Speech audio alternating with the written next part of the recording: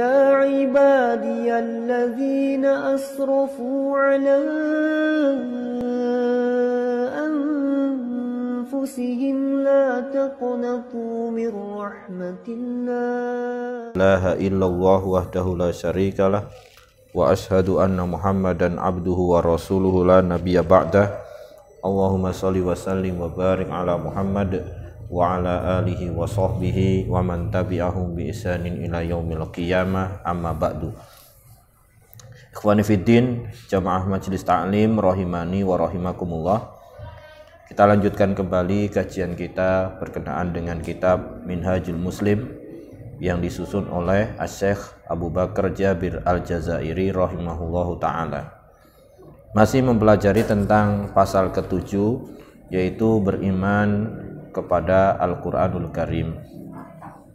Kita pada pertemuan sebelumnya mempelajari tentang dalil-dalil nakli yang berkaitan dengan iman kepada Al-Quran. Di mana kita lanjutkan dengan dalil nakli yang kedua yang berkaitan dengan iman kepada Al-Quran, yaitu ikhbaru rasulihi al-munazzal alaihi sallallahu alaihi wasallam, yaitu keimanan kita kepada Al-Quranul Karim ditunjukkan di dalam hadis, yaitu berita dari Nabi Shallallahu Alaihi Wasallam, di mana Al-Quran itu turun kepada Nabi Shallallahu Alaihi Wasallam. Jadi di dalam beberapa hadis, diantaranya hadis yang dikeluarkan oleh Imam Ahmad dan Abu Dawud, Rasulullah Shallallahu Alaihi Wasallam bersabda, ala inni utitul kitab wa mithlahu ma'ahu. Ketahuilah, sesungguhnya aku diberikan kitab, yaitu Al-Quran, wa mithlahu ma'ahu, dan yang sepertinya bersamanya, maksudnya adalah sunnah. Jadi ketahuilah bahwasanya telah diberikan kepadaku Al-Quran dan sunnah. Nah, ini menunjukkan bahwasanya Alkitab atau Al-Quran di sini adalah wahyu yang diberikan oleh Allah Ta'ala kepada Rasulullah Shallallahu Alaihi Wasallam. Nah, di samping diberikan kepada beliau Al-Quran atau Alkitab, juga diberikan As-Sunnah, yaitu hadis.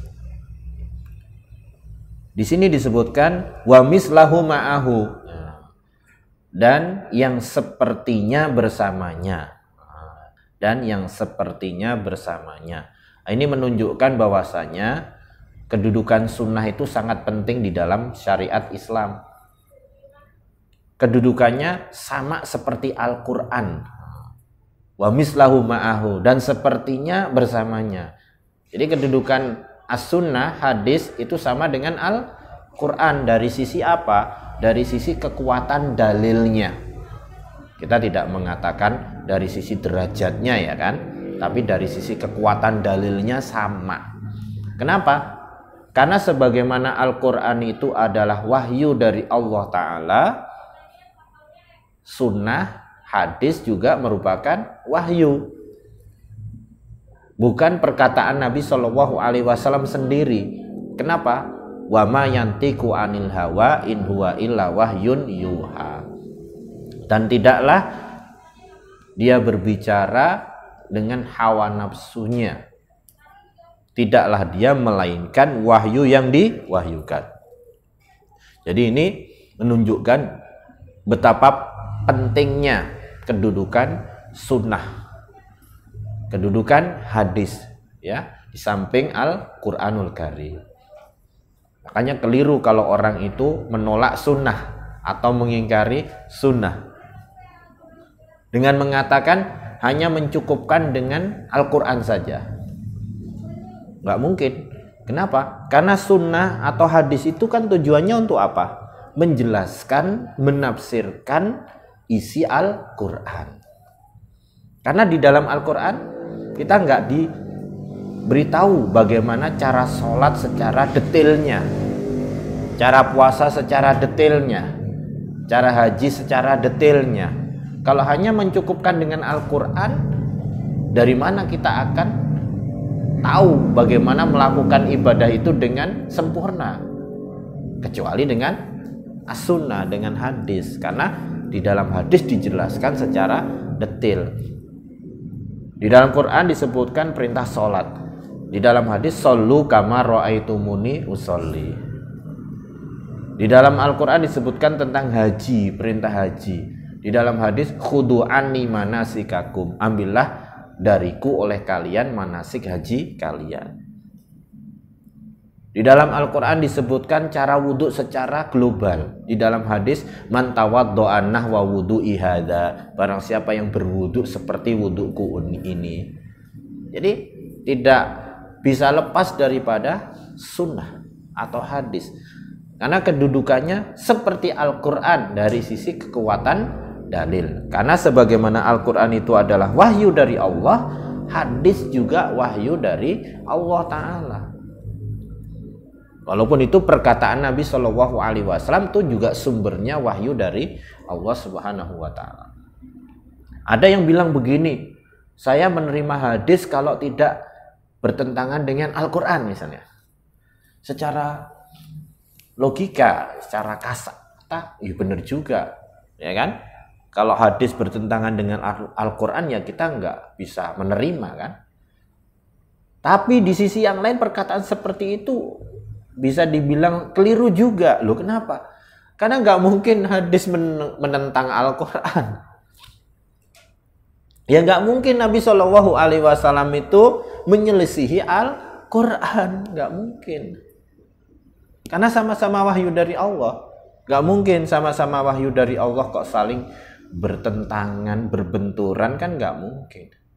Jadi perkataan tadi itu bisa dibilang keliru kalau mengatakan saya menerima hadis kalau tidak menyelisihi Al-Quran. Karena hadis tidak mungkin menyelisihi Al-Quran. Kalau memang kita mendapati hadis bertentangan dengan Al-Quran, bisa saja hadisnya lemah. Atau kalau hadisnya nggak lemah, bisa saja hukum yang ada di dalam hadis ini memansuhkan apa yang di dalam Quran.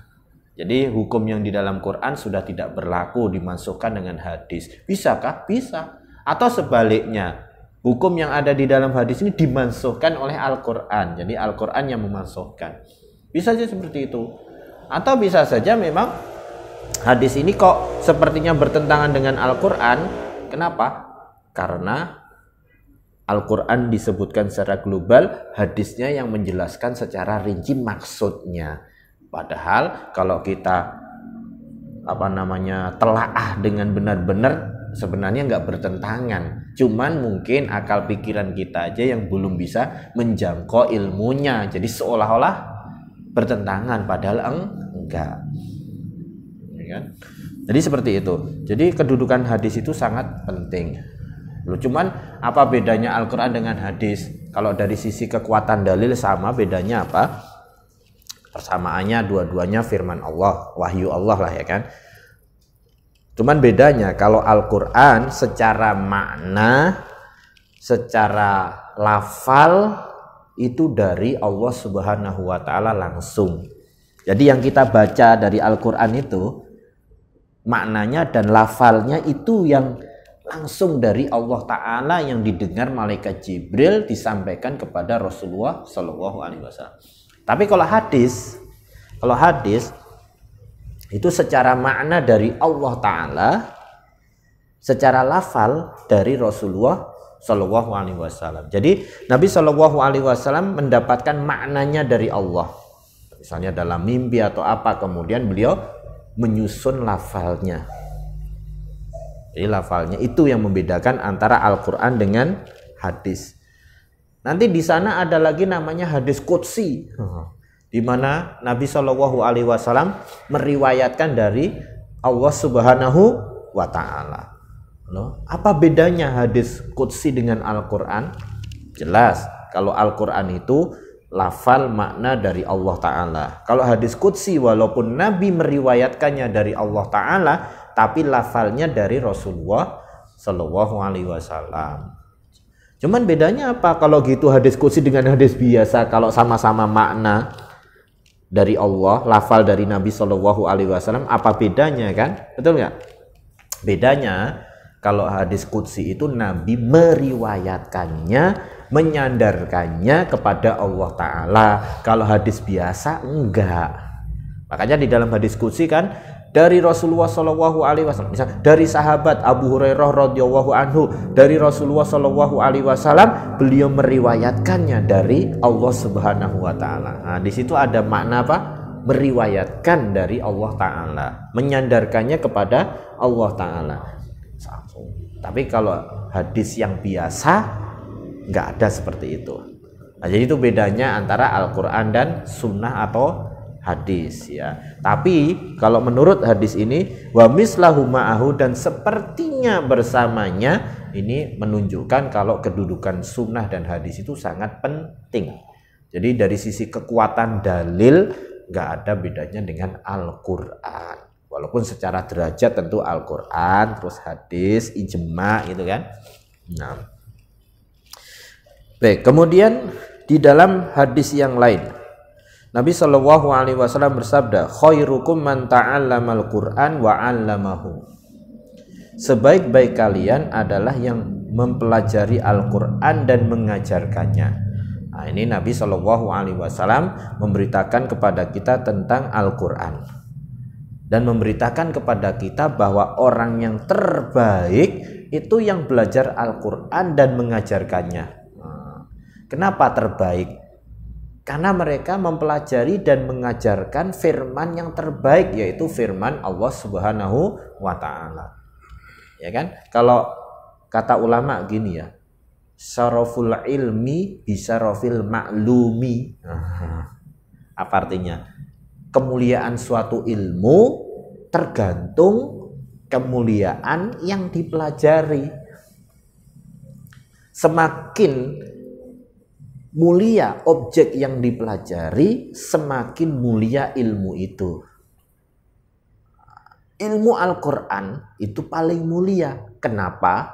Karena yang dipelajari adalah firman Allah Ta'ala, yang merupakan sebaik-baik ucapan. Berarti kalau kita mempelajari ucapan manusia biasa, ya nggak ada kemuliaannya kalau memang orang itu nggak ada kemuliaan gitu loh. Misalnya mempelajari filsafat, ya ada kemuliaannya sama sekali. Karena ucapan ahli filsafat nggak ada kemuliaannya, bahkan sebagian ulama melarang.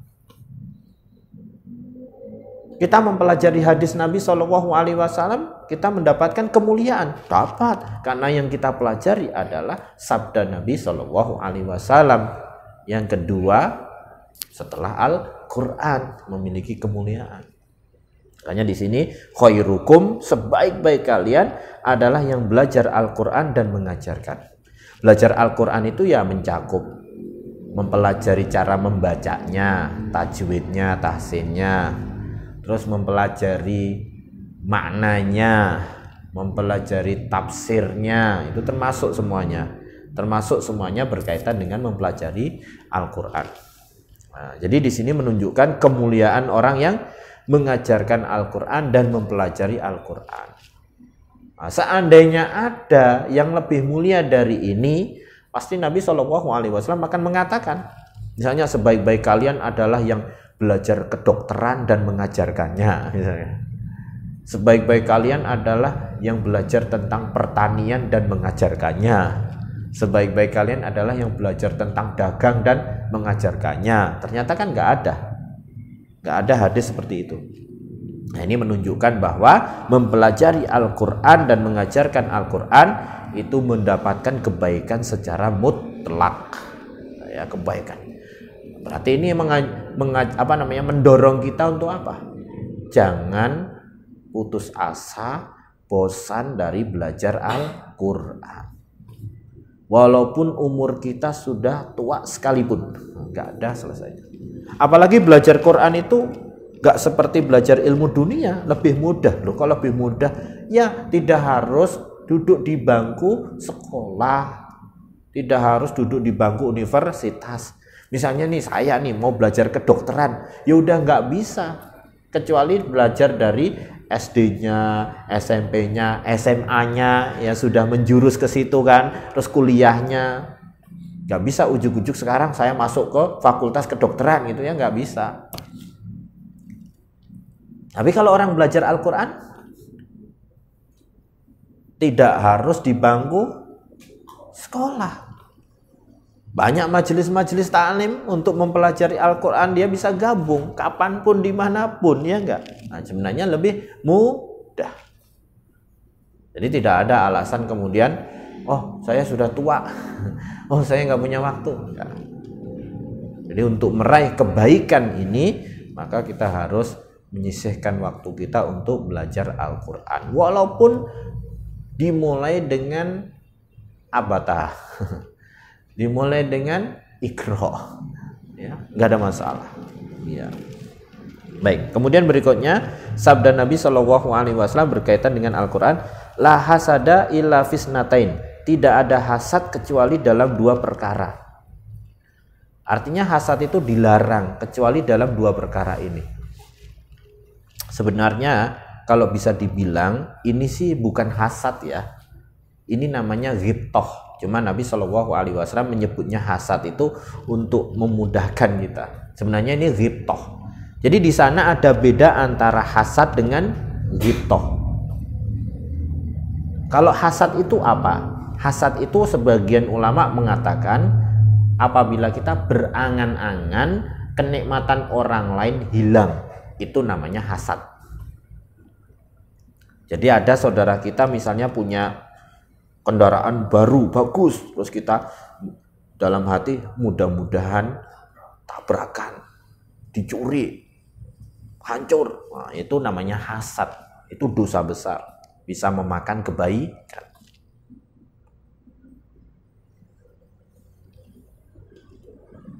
Iblis kan dikeluarkan dari surga sebabnya hasad kepada Nabi Adam alaihissalam, karena dia sombong kepada Nabi Adam alaihissalam. Tapi Syekhul Islam Ibnu Taimiyah mengartikan hasad bukan itu, yaitu apa? Benci dengan kenikmatan orang lain. Itu sudah masuk hasad. Ketika saudaranya mendapatkan kenikmatan, dia nggak seneng, itu udah hasad itu. Walaupun nggak sampai berangan-angan kenikmatan saudaranya itu hilang, nggak seneng aja, itu sudah hasad. Wah, berat itu. Nah kalau begitu setiap orang punya bibit-bibit hasad ya. Berarti harus di swab dulu biar ketahuan. Iya. Bener nggak sih? Setiap orang mau tidak mau pasti punya bibit hasad. Cuman kalau orang yang beriman, dia berusaha ngusir bibit-bibit hasad itu kalau muncul dan timbul di dalam pikirannya, hatinya. Ta'awud, terus sadar kenikmatan Allah Ta'ala diletakkan sesuai dengan kehendaknya. Allah membagi kenikmatan dan karunia kepada siapa yang dia kehendaki. Ini takdir Allah, hilang. Apalagi kalau orang selain benci dengan kenikmatan orang, berangan-angan kenikmatan orang hilang, pindah ke dia. Waduh, lebih parah lagi tuh. Itu tingkatan hasad yang benar-benar parah. Sudah level 13 ini. Dia tidak hanya apa Pak, benci dengan kenikmatan orang, tidak hanya berangan-angan supaya kenikmatan orang hilang, tapi pindah ke dia. Mudah-mudahan misalnya mobilnya hancur, mudah-mudahan saya punya mobil yang seperti itu. Wah, itu udah parah itu. Itu parah. Nah, tapi kalau dalam hadis yang mulia ini walaupun disebut hasad oleh Nabi Shallallahu Alaihi Wasallam, tapi sebenarnya bukan hasad. Kata ulama ini namanya ghibtoh. Nah, ghibtoh itu apa? Ghibtoh itu kita ingin kenikmatan seperti yang dimiliki saudaranya. Nah, itu bukan hasad. Dia nggak benci kenikmatan itu, cuman dia kepengen punya seperti itu gitu loh. Paham maksudnya? Misalnya saudaranya punya kendaraan baru, Saya juga kepengen. Tapi dia nggak benci dengan kenikmatan saudaranya, apalagi berangan-angan kendaraan saudaranya itu hancur, hilang, enggak. Jadi cuma itu namanya ghibthah. Ghibthah itu ada kalanya dalam perkara dunia, ada kalanya dalam perkara akhirat.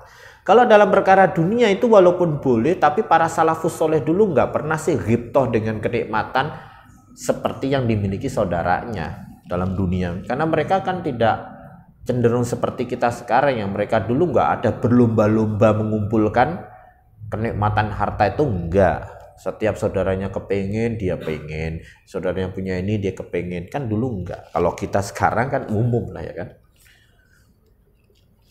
Mereka dulu lebih ghibthah itu kepada kenikmatan akhirat.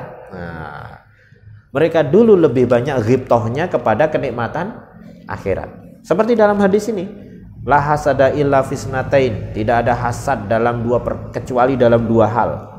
Rajulun atahu wahul Qur'an, seseorang yang diberikan oleh Allah Ta'ala Al-Quran. Maksudnya diberikan Al-Quran apa? Dia mungkin hafal Quran, dia faham Al-Quran, ya, dia bisa baca Quran dengan benar, dengan baik. Fahuwa yatluhu ana al-laili wa ana an-nahar, dan dia membaca Al-Quran itu sepanjang malam, sepanjang siang. Terus orang ini hasad kepada orang tadi. Hasad dalam artian, saya juga kepengen bisa seperti dia, punya ilmu Al-Quran, bisa baca Quran dengan benar, hafal Al-Quran, bisa paham isi Al-Quran, terus saya bisa baca sepanjang malam, sepanjang siang. Nah, itu hasadnya salafus soleh dulu begitu dalam hal akhirat. Dalam hal akhirat, saudaranya punya ilmu Al-Quran, dia kepengen. Saudaranya punya ilmu Al-Quran terus diamalkan sepanjang siang, sepanjang malam, dia pengen. Nah, ini hasad dalam perkara akhirat. Wa fi dzalika falyatanafasil mutanafisun, dan untuk hal itulah, untuk perkara akhirat itulah hendaklah orang-orang saling berlomba-lomba. Fastabiqul khairat kalau ini, bukan dalam hal duniawi. Jadi Nabi SAW mengatakan bahwasanya hasad itu hanya boleh dalam dua perkara ini untuk menegaskan kepada kita, mendorong kita ya, menekankan kepada kita itu harus hasad dengan orang yang punya ini gitu loh. Tapi kenyataannya kebanyakan kita manusia sekarang kan jarang yang hasad dengan kebaikan orang dalam hal akhirat. Umumnya apa? Dunia. Ini kita bicara orang secara umumnya ya, bukan orang yang memang ngaji, ngerti ya kan. Orang umumnya kan gitu kan. Ketika ngeliat saudaranya punya mobil, kendaraan baru, waduh, saya kepengen juga seperti itu. Tapi jarang ketika misalnya saudaranya, waduh, dia bisa sedekah banyak, saya juga kepengen seperti itu. Jarang. Yang ada malah kalau punya duit, sayang, disimpan ke mall, dihabisin ya. Jarang ya. Misalnya saudaranya bisa puasa, misalnya Senin Kemis, saya kepengen seperti dia bisa puasa Senin Kemis. Jarang. Umumnya adalah kenikmatan duniawi. Padahal ini yang ditekankan oleh Nabi SAW, seolah-olah hasad itu ya boleh cuman hanya ini gitu. Dalam perkara ini. Terus yang kedua apa? Warajulun atahu Allahu malan. Seseorang yang diberikan oleh Allah Ta'ala harta. Tapi ingat, bukan hasad karena dia punya harta yang banyak. Bukan hasad karena harta, bukan hasad dalam hal duniawi, ghibthah dalam hal duniawi, bukan. Fahuwa yunfikuhu ana al-laili wa ana an-nahar, dan dia membelanjakannya, menginfakannya sepanjang malam, sepanjang siang. Oh, jadi ternyata hasadnya ini bukan karena hartanya yang banyak, tapi karena dia menggunakan harta itu untuk infak sepanjang malam, sepanjang siang. Dalam setiap kesempatan dia berinfak. Oh, itu yang hasad yang dianjurkan, bukan sekedar duitnya banyak, hartanya banyak. Enggak. Tapi karena dia menginfakkan harta itu terus menerus. Nah, kalau hanya sekedar harta, mereka dulu nggak ada hasad. Orang-orang dulu nggak. Kalau bahasa kita kepenginan ya. Orang punya ini pengen, ini pengen, ini pengen. Mohon maaf nih, banyak ibu-ibu ya, walaupun bukan hanya ibu-ibu lah ya, bapak-bapak juga ya. Seringkali begini, beli sesuatu itu bukan karena butuh, tapi apa? Pengen, terus buat punya-punya. Contoh lah, kamu kenapa beli ini? Kan nggak butuh, ya buat punya-punya. Jadi biar dibilang punya. Kamu punya ini? Punya. Kamu punya ini nggak? Punya.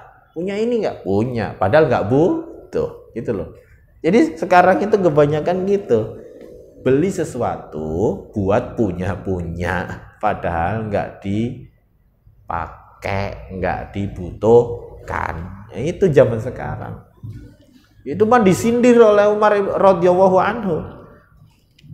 Umar melihat siapa? Jabir bin Abdullah bawa kresek plastik lah, wadah atau isinya daging. Ditanya oleh Umar, Jabir itu apa? Daging. Tadi saya kepingin, terus saya beli di pasar. Umar radhiyallahu anhu bilang gini, apakah kamu membeli setiap apa yang kamu inginkan? Artinya, kenapa setiap yang diinginkan dibeli? Bukan karena butuh atau karena perlu, gitu loh. Disindir oleh Umar radhiyallahu anhu. Hanya jangan kita ini beli sesuatu yang sebenarnya kita nggak perlu, nggak butuh, tapi hanya sekedar pengen, gitu loh, maksudnya gitu. Jadi itulah hasad yang dibolehkan, itu adalah hasad kepada orang yang dermawan, hasad kepada orang yang ahli Al-Quran dan mengamalkan isinya. Kemudian hadis yang berikutnya, yaitu hadis yang keempat, yaitu riwayat Imam Muslim ya. Rasulullah SAW bersabda, "Ma minal anbiya'i nabiyyun illa wa qad u'tiya minal ayat ma mithluhu amana alaihil bashar." Ma minal anbiya'i nabiyyun. Tidak ada seorang nabi pun dari nabi-nabi yang ada kecuali telah diberikan minal ayat, yaitu tanda kekuasaan Allah. Ma mithluhu amana alaihil basar, yang mana seperti itu manusia beriman kepadanya. Jadi artinya apa ini? Artinya setiap nabi dan rasul itu telah diberikan kepadanya ayat di mana manusia beriman dengan ayat-ayat tersebut. Apa sih yang dimaksudkan dengan ayat-ayat di sini? Yang dimaksudkan dengan ayat-ayat di sini itu bukan kitab yang diturunkan. Ayat ini maksudnya adalah mukjizat. Ini yang harus dipahami. Karena mukjizat yang diberikan oleh Allah Ta'ala kepada setiap nabi itu disebut ayat. Kenapa disebut ayat? Ayat itu tanda kekuasaan Allah. Bahkan istilah mukjizat itu nggak ada di dalam Quran dan hadis loh. Kalau kita buka Al-Quran, buka hadis, nggak ketemu kata atau istilah mukjizat. Hanya sebagian ulama keberatan ya dengan istilah mukjizat. Karena yang disebutkan dalam Quran dan hadis itu bukan istilah mukjizat. Apa itu? Ayat. Yaitu tanda kekuasaan Allah. Karena kalau mukjizat itu secara bahasa artinya yang melemahkan, yang mengalahkan. Itu bisa juga ditujukan kepada sihir. Sihir juga bisa memiliki sifat seperti itu, mengalahkan yang lain. Tapi kalau ayat, tanda kekuasaan Allah. Makanya dalam Al-Quran sering seorang nabi itu mengatakan, "Fa'ti bi ayatin in kunta minal mursalin." Datangkan ayat. Maksudnya bukan apa? kitab, bukan. Tapi datangkan tanda kekuasaan Allah, bukti kebenaranmu. In kunta minal mursalin, jika engkau memang benar-benar seorang rasul. In kunta minas shodiqin, jika engkau benar-benar benar. Nabi Musa alaihissalam itu banyak sekali loh mukjizatnya. Makanya di dalam Al-Quran surah Al-Isra, walaqad ataina Musa tis'a ayatin bayyinat, disebut ayat. Walaqad ataina Musa, dan sungguh telah kami berikan kepada Musa alaihissalam tis'a, 9 ayat bayyinat, tanda kekuasaan Allah yang nyata. Nah, itu mukjizat maksudnya. Apa mukjizat yang 9 itu? Nabi Musa alaihissalam banyak. Tongkat, tangan ke sini kemudian dibuka putih bercahaya, bukan karena penyakit, ya kan? Terus apa lagi? Tufan, terus jarot, belalang, kumal, kutu, kata yang menimpa Fir'aun dan kaumnya. Terus tongkat membelah lautan. Itu adalah ayat atau mukjizat-mukjizat yang Allah Ta'ala berikan kepada Nabi Musa alaihissalam. Itu dalam Quran disebut ayat, bukan mukjizat. Makanya istilah mukjizat itu gak tahu didapat dari mana gitu ya. Karena di dalam Al-Quran, di dalam hadis itu disebut ayat, tanda kekuasaan Allah. Ya, tapi bagaimana lagi sih ya, karena ini sudah jadi kayak istilah yang umum ya. Istilah yang umum, mukjizat. Kalau yang diberikan kepada selain Nabi namanya karomah. Karomah Syekh Fulan, karomah Wali Fulan. Tapi ya kadang-kadang itu ada yang berlebih-lebihan sih, padahal bukan karomah ya. Kalau Imam Syafi'i rahimahullah ta'ala mengatakan, jika engkau melihat orang bisa terbang di udara, berjalan di atas air, jangan langsung mengatakan itu wali, jangan mengatakan itu karomah, sampai engkau mencocokkan amalnya dengan Quran dan Sunnah.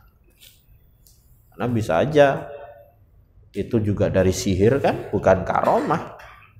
Bukan karomah wali, tapi karomah dari syaitan. Bisa saja orang mengaku wali padahal bukan wali Allah sesungguhnya, karena amalnya jauh daripada Al-Quran dan Sunnah. Terus dia punya amalan tertentu, di situ dia kemudian punya kehebatan karena sihir, bantuan dari jin, syaitan. Bisa aja, bisa. Baik, intinya ini maknanya, tidaklah setiap nabi kecuali telah diberikan ayat, tanda kekuasaan. Tanda kekuasaan Allah Ta'ala, bukti kekuasaan Allah Ta'ala, mukjizat. Di mana yang seperti itu manusia beriman kepadanya. Terus wa inna ma kana alladzi utituhu wahyan auhahullahu ilayya, dan hanyalah yang diberikan kepadaku itu hanyalah wahyu yang Allah Ta'ala wahyukan kepadaku. Berarti ini maknanya apa? Kalau nabi-nabi dulu mukjizatnya, tanda kekuasaan Allah Ta'ala itu bisa dilihat dengan mata kepala pengikutnya. Tapi dengan meninggalnya nabi dan rasul itu, mukjizatnya pun Nabi Musa alaihissalam, bagaimana tongkat beliau sekarang? Kalau ada pun udah nggak punya kekuatan apa-apa. Orang itu juga sebelum menjadi mukjizat kan aslinya apa? Tongkat untuk jalan, untuk bawa makanan, bekal, untuk bikin kemah, tenda kecil kan gitu, untuk ngambil pohon daun-daun. Itu tongkat tuh fungsinya banyak loh dulu. Untuk menghalau ternak, untuk tongkat ada ininya, kalau pohonnya agak tinggi kan diginiin, ngambil daun, buah-buahan. Terus kalau bawa barang dipanggul. Berjalan, kalau mau istirahat ditaruh di tanah, ditancepin, dikasih kain kayak tenda kecil. Banyak tuh fungsinya. Itu tongkatnya Nabi Musa alaihissalam tuh dulu seperti itu. Nah, kemudian ketika beliau diangkat menjadi Rasul, baru punya kekuatan dengan izin Allah. Nah, setelah sekarang beliau meninggal, ya kalau misalnya ketemu ya tongkatnya, ya nggak ada apa-apanya lagi. Cuman orang awam, wah, tongkat Nabi Musa ini bisa laku miliaran, mungkin triliunan, tongkat Nabi, padahal udah nggak ada apa-apanya. Jadi dengan meninggalnya para Nabi dan Rasul alaihi wassalatu wassalam, ayat tanda kekuasaan Allah Ta'ala pada itu sudah berhenti. Tapi yang membedakan Rasulullah Shallallahu Alaihi Wasallam dengan Nabi yang lain, bahwa tanda kekuasaan Allah atau mukjizat yang Allah berikan kepada beliau adalah berbentuk wahyu Allah, yaitu Al-Quran. Memang tidak bisa disaksikan dengan mata kepala, tapi disaksikan dengan mata hati. Itu bedanya. Kalau mukjizat Nabi Musa alaihissalam, tongkat membelah lautan jadi ular, disaksikan dengan apa? Mata kepala kan? Di hadapan. Tapi kalau Al-Quran dengan mata hati, yaitu dengan cara orang memahaminya, mentadaburinya, mempelajarinya, baru dia akan menyadari, oh Al-Quran ini benar-benar mukjizat dan wahyu dari Allah Ta'ala. Itu yang membedakan. Dan yang lain lagi yang membedakan apa? Dengan meninggalnya seorang nabi, mukjizatnya berakhir. Tapi Rasulullah Shallallahu Alaihi Wasallam meninggal, Al-Quran masih kekal sampai hari kiamat. Makanya dari kitab-kitab yang diturunkan oleh Allah, ulama sebagian mengatakan yang menjadi mukjizat itu hanya Quran. Yang lain itu bukan mukjizat. Loh, bukannya itu wahyu Allah? Betul, itu wahyu Allah, kitab Allah yang diturunkan. Tapi yang berfungsi sebagai mukjizat itu hanya Al-Quran. Karena kitab-kitab yang dulu sudah dirubah oleh pengikutnya kan? Tidak dijamin oleh Allah Ta'ala keasliannya. Tapi Al-Quran kekal. Nah, jadi bukan bermakna kalau kitab-kitab dulu itu bukan kalamullah, bukan. Kitab-kitab dulu juga kalamullah, firman Allah. Cuman hanya Al-Quran yang menjadi mukjizat. Sedangkan kitab-kitab sebelumnya itu bukan mukjizat. Ya betul kalamullah ya, sekali lagi. Karena mukjizat para nabi dan rasul yang dulu itu terlihat oleh mata, dapat dilihat oleh mata. Tapi dengan meninggalnya para nabi dan rasul, mukjizatnya itu berakhir. Sedangkan Al-Qur'an enggak. Nah, itu maksudnya di sini. Fa arju an akuna aktsaruhum tabi'an yaumal qiyamah. Maka aku berharap aku menjadi orang yang paling banyak pengikutnya pada hari kiamat. Artinya apa? Dengan kekalnya mukjizat Nabi Shallallahu Alaihi Wasallam sampai hari kiamat, orang dapat menyaksikan dengan mata hati bagaimana isi Al-Quran itu menjadi mukjizat, mengandung banyak ilmu dan sebagainya. Maka beliau berharap paling banyak pengikutnya pada hari kiamat. Karena yang menyaksikan mukjizat Nabi Shallallahu Alaihi Wasallam lebih banyak daripada Nabi dan Rasul sebelumnya, itu maksudnya, ya kan? Karena setiap Nabi mukjizatnya berakhir dengan meninggalnya Nabi. Sedangkan Al-Quran, itu maksudnya, hadis yang mulia ini maksudnya seperti itu. Maka beliau berharap beliau adalah yang paling banyak pengikutnya pada hari kiamat. Dan memang umat Muhammad Shallallahu Alaihi Wasallam itu paling banyak dibandingkan umat nabi-nabi terdahulu. Kalau nabi-nabi terdahulu itu ada yang pengikutnya cuma sedikit. Nabi Nuh itu pengikutnya sedikit. Wa ma amana ma'ahu illa qalil. Tidak beriman kepada Nuh alaihissalam kecuali hanya qalil, sedikit. Bahkan dalam hadis ada seorang nabi nggak punya pengikut sama sekali. Pengikut Nabi paling banyak setelah Rasulullah Shallallahu Alaihi Wasallam itu Nabi siapa? Nabi Musa alaihissalam. Ya, tapi yang paling banyak adalah Rasulullah Shallallahu Alaihi Wasallam. Baik, itu maksud hadis ini. Kemudian yang hadis yang terakhir, yaitu hadis yang diriwayatkan oleh Imam Abu Ya'la lau kana Musa wa Isa hayyan lam yasahu illa tibai. Seandainya Musa atau Isa itu masih hidup, maka tidak boleh kecuali mengikuti aku. Ini menunjukkan apa? Bahwa syariat Nabi Shallallahu Alaihi Wasallam itu telah menghapuskan syariat Nabi sebelumnya. Jadi syariat Nabi sebelumnya itu nggak berlaku lagi walaupun untuk nabi-nabi tersebut.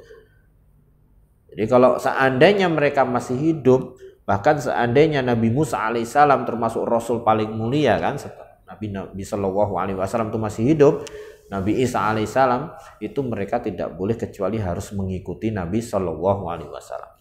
Nggak boleh datang dengan syariat sendiri. Tidak boleh datang dengan syariat sendiri. Harus mengamalkan syariat Al-Quran, syariat Rasulullah Sallallahu Alaihi Wasallam. Jadi tidak boleh lagi Nabi Musa alaihissalam mengamalkan syariat Taurat, nggak boleh. Nabi Isa alaihissalam mengamalkan syariat Injil, walaupun Injil yang masih asli misalnya kan udah nggak boleh. Yang membuktikan tentang keimanan kepada Al-Quran. Apa itu? Imanul balayin minal muslimin bi annal Quran kitabullah wa wahyuhu auhahu ila rasulihi sallallahu alaihi wasallam. Berimannya miliaran kaum muslimin. Ya, jadi kalau kita lihat jumlah kaum muslimin itu dari sejak Nabi Shallallahu Alaihi Wasallam diutus sampai hari kiamat itu bisa miliaran. Dan semua kaum muslimin, walaupun ada yang mengingkari Al-Qur'an, mengingkari hadis ya, tapi semuanya mengakui, mengimani Al-Quran, bahwa Al-Quran itu adalah kitabullah. Walaupun orang Syiah mengimani ada Quran.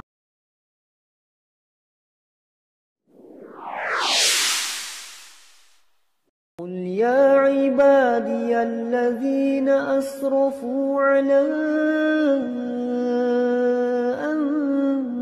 أنفسهم لا تقنطوا من رحمة الله